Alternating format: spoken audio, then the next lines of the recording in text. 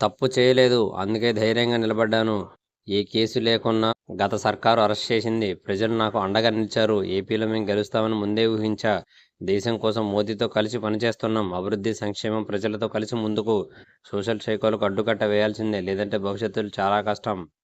జగన్ నిర్వాహకంతో టిడ్కో ఇళ్లు నాశనం. కక్షగట్టి లబ్ధిదారులను మార్చేశారు. 5 లక్షల ఇళ్లలో 2.38 లక్షల రద్దు.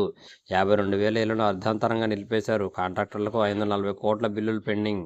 3 సెకన్లకు 10 కోట్లు కట్టాలా? నీ నిజ స్వరూపం తెలిసింది. మా హృదయం మొక్కలైంది. ధనుష్పై నయనతార ధ్వజం ఘాటుగా బహిరంగ లేఖ. తన డాక్యుమెంటరీలో నేనే రౌడీని లేకపోవడంపై ఆవేదన. ఎనీవేర్ రిజిస్ట్రేషన్ల అక్రమాలకు చెక్. వైసీపీ హయాంలో దుర్వినియోగం. విచ్చలవిడిగా నాడు దొంగ రిజిస్ట్రేషన్లు. ఇకపై వృద్ధులు, దివ్యాంగులకు మాత్రమే ఎనీవేర్. ఎల్పీఎం నెంబర్ల తలనొప్పికి స్వస్తి. బీజేపీ మతత్వ పార్టీ కాదు, మానవత్వ పార్టీ. బంగ్లాదేశ్, పాకిస్తాన్లో హిందువులకు రక్షణ లేదు. భారత్లో ఇతర మతాల హీరోలను అభిమానిస్తారు.